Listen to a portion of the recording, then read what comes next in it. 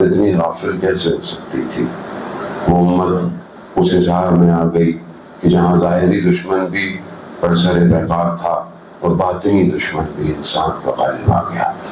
سید الشہداء نے دونوں دشمنوں کو آخر تک کے لیے ایک ایسی موت عطا کی کہ جب بھی ظاہری دشمن آئے یا پھر تمہارا باطن تمہیں گرانے کی کوشش کرے تو حسین کے سجدے کو یاد کرو، جو اپنا سب کچھ لٹا کر بھی خدا کی بارگاہ میں یہ کہہ رہا ہو رضن بقضائے کہ میں راضی ہوں پروردگار۔ یہ رضایت جو امام حسین علیہ السلام خدا کی بارگاہ سے مانگ رہے ہیں، آخر وہ خدا کیسا ہے؟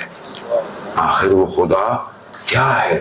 وہ رب العزت، وہ مالک دو جہاں، وہ کتنا جمیل ہے کہ جس کے لیے سیدہ کا پورا کنبہ کٹنے کو تیار ہے۔ کوئی تو چیز ایسی مہم اور امپورٹنٹ ہے کہ جسے حسین بچانے کربلا آئے ہیں، اور ایسا بچایا ہے کہ قیامت تک کا، کہ جیسے گیلانی صاحب نے کہا کہ خود خدا نے امام حسین کے پیغام کی حفاظت کرنی ہے۔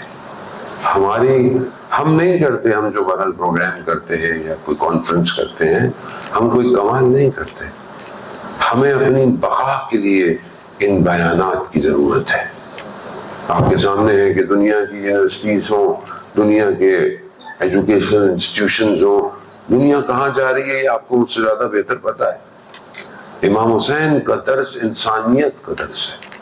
اگر آج یہ مکتب اور یہ مکتب فکر اگر دنیا سے ہٹا لیا جائے تو دنیا میں کوئی جگہ نہیں ہے جہاں انسانیت کا درس دیا جاتا۔ دنیا تو اپنی تباہی کے دہانے تک پہنچ چکی ہے۔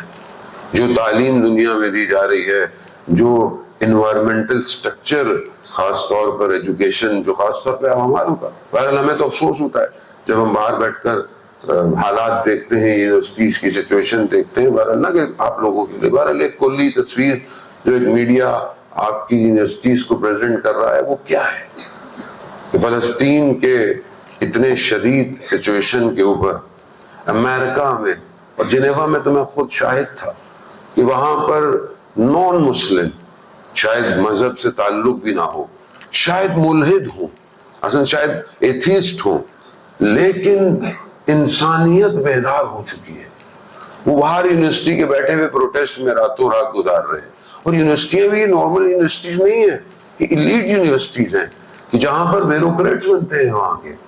اس یونیورسٹی کا بچہ جو ہے وہ فلسطین کے لیے بیدار ہے، اور ہماری یونیورسٹیوں میں کانسرٹ ہو رہے ہیں۔ اور آپ دیکھیں، آپ بولیں مولانا صاحب ہماری یونیورسٹی میں تو نہیں ہوا ابھی تک، نہیں، بات یہ کہ جو اوور آل پکچر ہے وہ کیا ہے معاشرے کی، معاشرہ کہاں جا رہا ہے۔ انٹرٹینمنٹ سے کسی کو اختلاف نہیں ہے، نہ ہمیں اختلاف ہے، لیکن آپ یہ تو دیکھیں کہ ہماری جو ذہن کا سٹرکچر ہے اس کی ارتقاء کیا ہو رہی ہے۔ ہم اپنے معاشرے کو کہاں لے کے جا رہے ہیں، ہم اپنی سوسائٹی کو کدھر لے کے جا رہے ہیں۔ جیسے کہ پروفیسر صاحب نے بھی عرض کیا، شاہ صاحب نے بھی عرض کیا کہ جو دوسرا سسٹم ہے وہ بہت ایکٹیو ہے۔ دیکھیے، صراط پر چلنا آسان نہیں ہے۔ مثلا آپ نے نمازیں پڑھ دی، روزے رکھ لیے، اچھے کام کر لیے، بسم اللہ، آپ کو کوئی کچھ نہیں کرے، ایسا کوئی نہیں ہے۔ شیطان فارغ بیٹھا ہوا ہے، اسے کوئی ڈیوٹی نہیں ملی، اس نے تو اللہ سے وقت لیا ہوا ہے، ٹائم لیا ہوا ہے، وقت معلوم تک اس کو آزادی ہے۔ تو اب وہ جو آزاد ہے وہ فارغ تو نہیں بیٹھا ہوا، تو وہ کیا کرے گا؟ وہ آپ کو روکے گا۔ کوئی بھی کمال پر جانے کے لیے انسان کو فورس آف فرکشن آتی ہے۔ آپ پہاڑ پہ چلنا جائیں کہ آپ دوڑتے چلے جائیں گے؟ نہیں چڑھ سکتے۔ آپ کسی قلعے کو فتح کرنا چاہیں آسان ہے، صرف چڑھائی جو ہے وہ انسان کے وجود کو اوپر نہیں جانے دیتی، انسان کا وزن نیچے آتا ہے، پھر ویدر، پھر برف، پھر آکسیجن لیول کا ڈراپ ہونا۔ تو ہر کوئی تو K2 کو فتح نہیں کر سکتا، ہر کوئی ایوریسٹ پہ نہیں پہنچ سکتا، مشکل ہے، سختی ہے۔ تو کیسے ہو سکتا ہے کہ کمال انسانیت تک آپ بغیر کسی مشقت کے پہنچ جائیں اور کوئی چیز آپ کو کھینچے نہیں نیچے، رکاوٹ نہ بنے؟ ہو ہی نہیں سکتا۔ خود نفس انسان کا ایسا ہے کہ جو اسے کمال پہ جانے ہی نہیں دیتا۔ سورہ یوسف میں پروردگار اپنے نبی کا ذکر کر رہا ہے وہ نبی کہ جسے دیکھ کر جمال الہی یاد آئے، وہ نبی کہ جس کے لیے مصر کی خواتینوں نے اپنی انگلیوں کو کاٹ دیا، اس نبی کے لیے پروردگار کہہ رہا ہے کہ اگر ہم لطف اور کرم نہ کریں تو پھر نفس امارہ انسان کو تباہی کی طرف لے جاتا ہے۔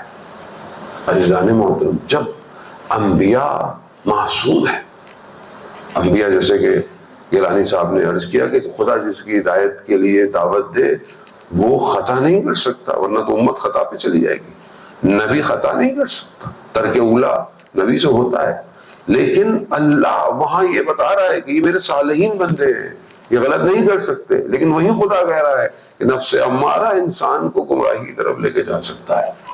یہ جو سسٹم ہے، امام حسین کا مقصد، امام حسین کا پیغام کہ ہم آئیں، جمع ہوں، مجلس کریں، کانفرنس کریں، کر چلے جائیں، اور جو فورس آف فرکشن ہے، دوسری جو چیز کھینچ رہی ہے، اس کے بارے میں کوئی سد باب نہ کریں، کیسے ہو سکتا ہے؟ آپ اپنا گھر بنائیں اور دریا کنارے بنائیں، اور ہر تھوڑے دنوں میں دریا کا پانی چڑھے اور آپ کا گھر باہر جائے، پھر آپ کیا کھڑے ہو؟ دوبارہ بنا دیتے ہیں۔ تو کوئی کہے گا عقل مند آدمی تھوڑا سا دریا کے لیے بھی سد باب کر لو، تھوڑا سا کوئی چیز بنا لو، کوئی ڈیم بنا لو، جیسے ہمارے یہاں ہر سال بارشیں ہوتی ہیں اور ہر کوئی بیچارہ غریب ڈوب جاتا ہے، اور پھر باہر سے فنڈ آتا ہے اور وہی تقسیم ہو جاتا ہے اور اس کے بعد کچھ نہیں ملتا۔ تو یہ ہمارا بھی سسٹم ایسے ہی ہے، ہماری زندگی بھی ایسی ہی ہے۔ عزیزان محترم، اس سسٹم کو پہچانے جو حسینیت کے مقابلے میں آیا، شخص نہیں ہے، سسٹم ہے۔ سسٹم اتنا اسٹرانگ ڈکلائر ہوا کہ امت رسول غافل ہو گئی، حلال حرام، حرام حلال ہونے لگا۔ اسی کو آج دیکھیں، آج کون سا سسٹم ہے؟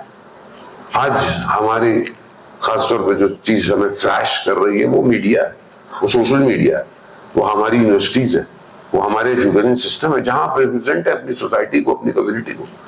یہاں پر آج کیا حرام حلال نہیں ہو رہا؟ کیا حلال حرام نہیں ہو رہا؟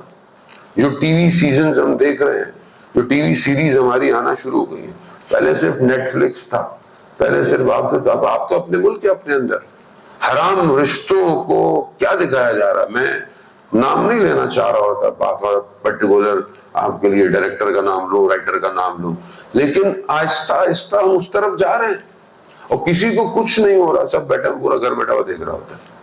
اور یہ یزیدیت کا سسٹم نفوذ کر چکا ہے، یہ آپ سے اسلامی اقداروں کو چھین رہا ہے۔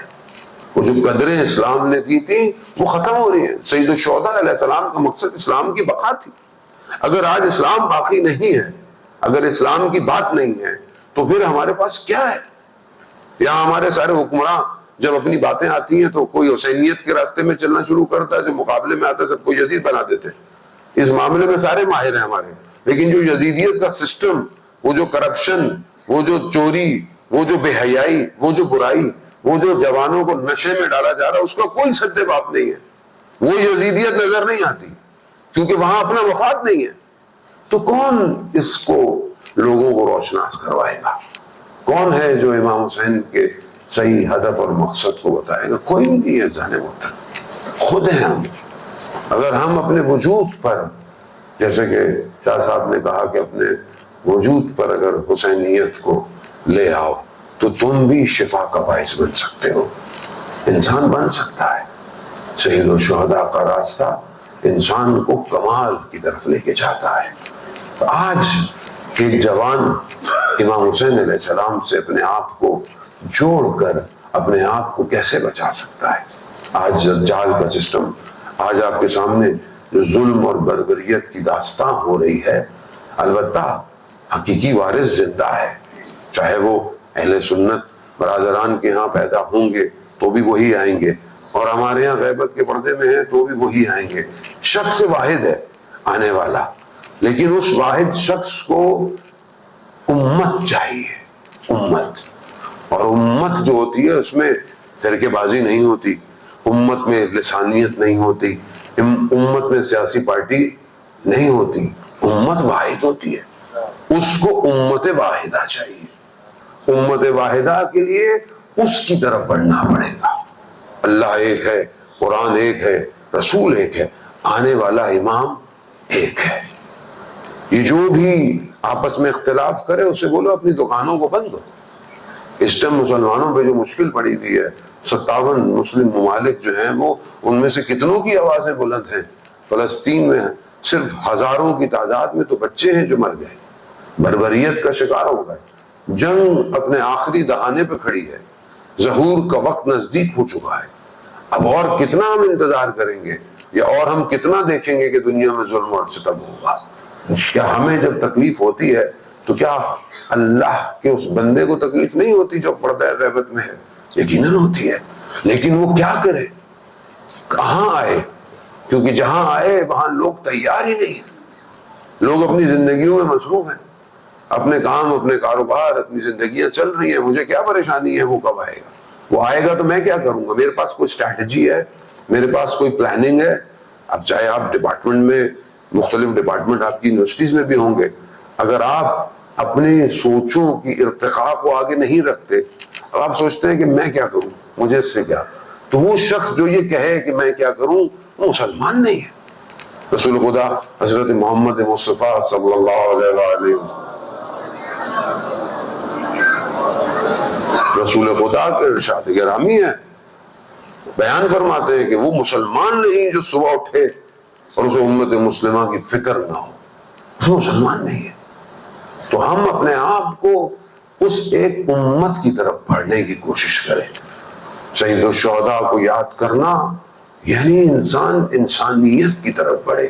امام حسین کو اقتدار کی ضرورت نہیں تھی، امام حسین امام تھے، چاہے وہ اکیلے ہی صحیح، لیکن امام نے قدروں کو بیدار کیا ہے۔ دشمن کے لشکر کو پانی پلا کر حسین نے درس دیا ہے۔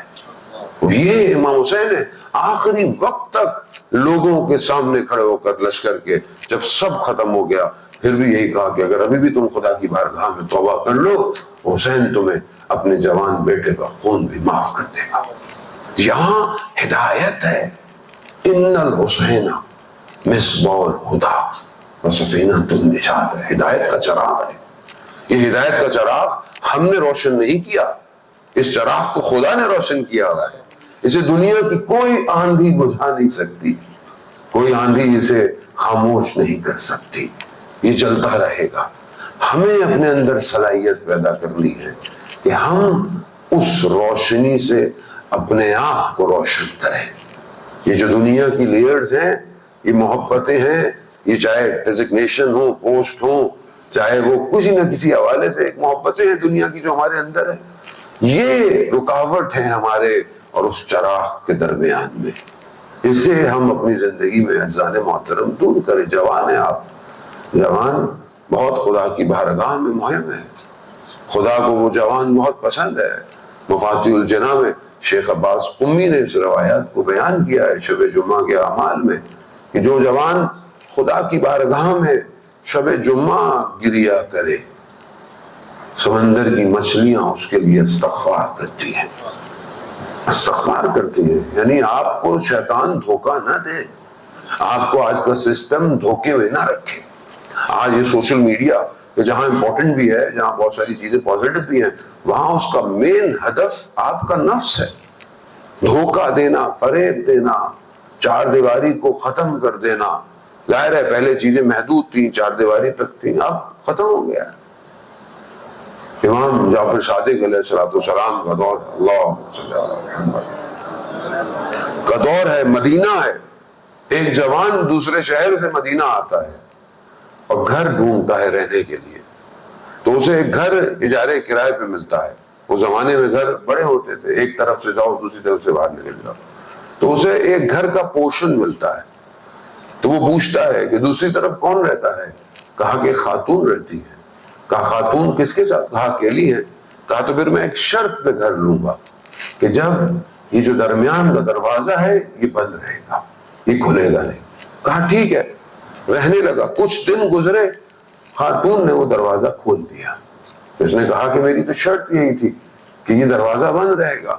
کہا نہیں، ہوا جو ہے وہ وینٹیلیشن آج کی زبان میں کہ ہوا کراس ہونی چاہیے، ہوا آئے ادھر سے۔ وہ جوان تھا لیکن دین کا درد رکھتا تھا، فوراً اٹھا اور امام کی خدمت میں گیا۔ امام سے کہا مولا میں نے گھر لیا تھا لیکن اس شرط پہ لیا تھا، لیکن اب وہ خاتون جو ہے وہ میری اس شرط کو مان نہیں رہی۔ امام فرماتے ہیں فوراً اپنا سامان اٹھاؤ اور یہاں سے کوچ کرو۔ امام جانتے ہیں۔ پھر امام نے وہ حدیث فرمائی جو ہم سنتے رہتے ہیں۔ امام نے کہا کہ جب ایک کمرے میں دو، ایک مرد اور ایک خاتون نامحرم ہو تو تیسرا شیطان ہوتا ہے۔ امام نے یہ فرمایا۔ عزیزان محترم، وہ تو کمرہ تھا، آج کمرہ کہاں ہے؟ آج آپ کا چیٹ باکس، چیٹ روم آپ کا کمرہ ہے۔ آج آپ انسٹاگرام پہ ہوں، ٹک ٹاک پہ ہوں، سنیپ چیٹ پہ ہوں، فیس بک پہ ہوں، واٹس ایپ پہ ہوں۔ اگر آپ ایک نامحرم مرد اور ایک عورت اگر آج گفتگو کر رہے ہیں، تیسرا شیطان ہے، یاد رکھیے۔ فریب اور دھوکہ شیطان کی طرف سے برا ہے۔ وہ آپ کے ہر بات کو آپ کے لیے ایکسکیوز لے کر آئے گا، لیکن آپ کو اتنا برباد کر دے گا جس نے بنی اسرائیل کے عابدوں کو زمین میں دھسا دیا ہے۔ کبھی شیطان کو ہلکا مت سمجھے۔ خدا قرآن میں کہہ رہا ہے تمہارا عدو مبین ہے، آشکار ترین دشمن ہے تمہارا، اور اسی دشمن کو غائب کر دیا ہے۔ آج سسٹم یہی ہے، دجالی سسٹم، یزیدیت کا سسٹم یہ ہوتا ہے کہ قرآن پڑھو۔ یزید نے بھی جب شکست کھا گیا کہ جیسے گیلانی صاحب نے بیوی زینب سلام اللہ علیہ کا خطبہ کے جو فراز بیان کیے جب یزید کے سامنے، تو یزید شکست کھا گیا۔ وہیں پر حیدر کرار کی بیٹی کے جملوں نے یزید کی پوری حکومت کو اکھاڑ ڈالا، اور جب یہ اس کو سمجھ میں آ گیا کہ شکست کھا گیا تو اس نے سب سے پہلے خود ہی کہا کہ مسجد برپا کرو، قائم کرو۔ کیا کرو؟ بس مسجد میں قرآن پڑھو، بس باقی مت بتانا ہوا کیا تھا، قرآن پڑھو۔ دشمن کی اسٹریٹجی یہی ہے کہ تمہیں عبادت پہ لگا دے مگر تمہیں یہ نہ بتائے کہ دشمن کیا ہے۔ آج ہمارے ملک میں بھی مذہب کے نام پر جو اتنی دکانیں اور بازار گرم ہے، اس پورے بازار گرم میں اصل دشمن کہاں ہے؟ اصل دشمن کو غائب کر دیا جاتا ہے۔ نون ایشوز پر ہم ایشو بنا کر باہر نکل آتے ہیں۔ اصل دشمن کیا ہے؟ اصل دشمن کدھر ہے؟ کہاں کھڑا ہوا ہے؟ کیا کر رہا ہے؟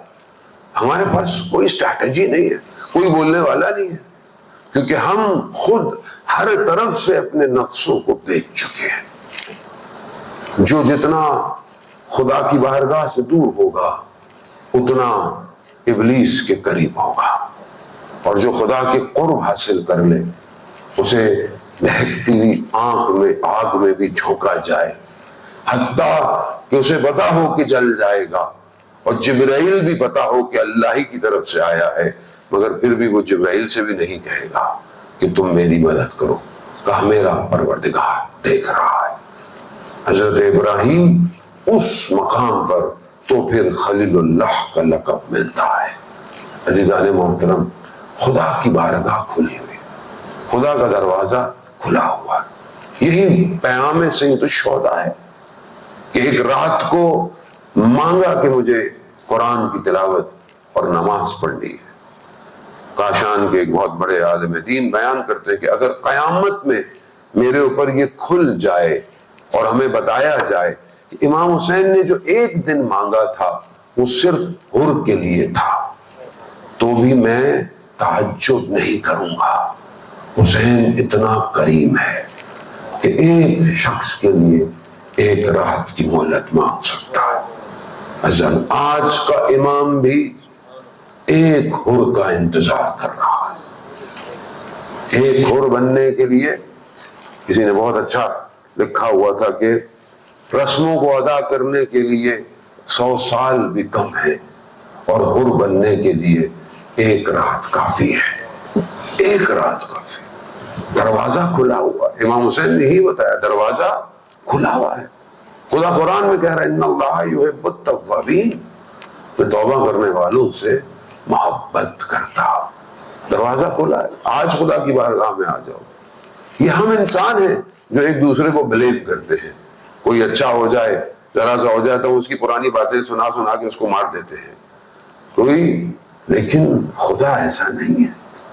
خدا کی بارگاہ میں جیسا بھی آ جائے خدا اسے قبول. حدیث قدسی ہے کہ جو کوئی بندہ خدا کی بارگاہ میں آتا ہے پلٹتا ہے خدا کے لیے بالکل ایسے ہے جیسے آپ صحرا میں ہوں اور آپ اپنے مال کو سامان کو گم کر دیں. آپ کا گھوڑا ہو کھو جائے, آپ کے پاس پانی ہو کھو جائے, اور صحرا میں آپ بے ہوش ہو جائیں گرمی کی شدت سے, اور بے ہوشی کی حالت میں آپ کی آنکھ کھلے اور آپ دیکھیں کہ آپ کا سامان آپ کے پاس ہے, تو آپ کی کیا کیفیت ہوگی؟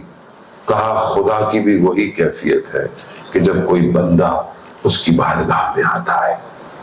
تو آپ جوان ہیں, اگر آپ چاہتے ہیں کہ وقت کے امام کی نصرت کرے تو آپ کو خدا تک پہنچنا پڑے گا.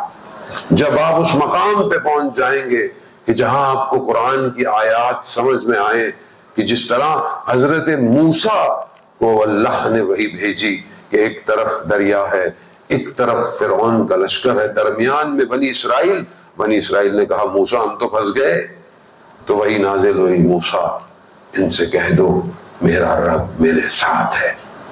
تو جب رب ساتھ ہو جائے تو پھر سب آپ کا ہوتا ہے.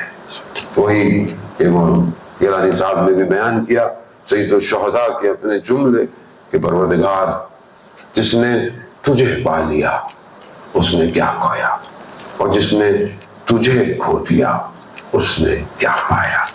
عزیزان محترم, اپنی اس تھوڑی سی زندگی کو اس پانے کی طرف لے کر چلے. ایک جوان کہ جو شہید ہو گیا 13 سال کا جب تھا, تو اپنے محلے کی مسجد اور لوگوں کے ساتھ کہیں پر گھومنے گیا. پہاڑ تھے تو کہا جاؤ پانی لے کر آ جاؤ. پانی لینے پہاڑوں کی وادیوں میں دیکھا تو چشمے بھی تھے, پانی تھے. ایک صحنہ دیکھا اس نے, اپنے آپ کو جھکا دیا, مڑ گیا. کچھ ایک گھر والے لوگ خواتین وہاں نہا رہے تھے, یہ مڑ گیا. 13 سال کا بچہ, نوجوان سا, خدا کی بارگاہ میں کہتا ہے پروردگار کوئی دیکھ نہیں رہا اور گناہ میرے سامنے ہے, کوئی دیکھ نہیں رہا, مگر تیری خاطر میں اپنی نگاہوں کو جھکا کر یہاں سے جا رہا. جیسے ہی وہ چلنے لگا تو اس پہاڑی رستے پر جو پتھر پڑے تھے ان میں سے آوازیں آئیں, سبوہن کو تو سن. وہ اذکار اسے سنائی دیے کہ جو ذکر انسان کھو بیٹھتا ہے. یسبح للہ ما فی السماوات وما فی الارض وما بینہما. زمین اور آسمان تسبیح کر رہا ہے. مجھے کیوں نہیں آواز آئی کبھی زندگی میں اس تسبیح کی؟ کیونکہ میں دنیا کے شوروں میں پھنس چکا ہوں. اپنے آپ کو وقت دے, اپنی قدر کرے. فقط عرف نفسہ عرف ربہ. جس نے اپنے نفس کو پہچانا اس نے اپنے رب کو پہچانا. یہی پیغام سید الشہداء کا ہے جسے لے کر وہ کربلا آئے, اور اسی پیغام کی خاطر خدا کی بارگاہ میں. اور یہی جناب زینب سلام اللہ علیہ نے خدا کی بارگاہ میں کہا. یہ پروفیسر صاحب نے مقتل کے جملے آپ کی خدمت میں عرض کیے کہ تقبل منا, پروردگار ہماری اس قربانی کو قبول کر. سید الشہداء علیہ السلام کو کتنی محبت سے رسول خدا نے بلند کیا تھا, کتنی محنت سے جناب سیدہ سلام اللہ علیہ نے انہیں پالا تھا. یہی کافی تھا کہ رسول خدا کے کندھوں پر سوار ہے.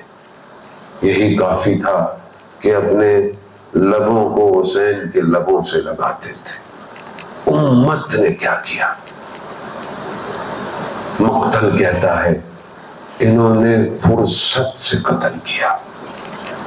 جس کے پاس تلوار تھی اس نے تلوار ماری, جس کے پاس نیزے تھے اس نے نیزے مارے, جس کے پاس پتھر تھے اس نے پتھر مارے, جس کے پاس کچھ نہیں تھا اس نے اپنی ٹانگوں سے اہانت کی. اس طرح حملہ ور ہوئے. بعض مقتل کہتے ہیں جیسے بھیڑیوں کا ریوڑ حملہ کرتا ہے, ڈرتا بھی ہے حملہ بھی کرتا ہے. مگر روکنے والا کوئی نہیں تھا۔ ایک چھوٹی بیٹی ہے جو 3 سے 4 سال کی مقتل بیان کرتا ہے۔ اس نے جب دیکھا کہ میرے بابا کو مار رہے ہیں، وہ برداشت نہ کر پائی اور دوڑتی بھی آئی، نہ مارو میرے بابا کو، نہ مارو، مگر اس بچی کو پیار سے نہیں ہٹایا، تازیانوں تماچوں سے اسے دور کر دیا۔ عزیزان محترم، آج بھی وہ بچی شام کے زندان میں یہی پیغام دے رہی ہے، اے میرے بابا کے ظاہرو، جب بھی کربلا جانا میرا پیغام میرے بابا کو ضرور دینا۔ اللہ لعنت اللہ علی القوم الظالمین وسیعلم الذین ظلموا ای منقلب ینقلبون۔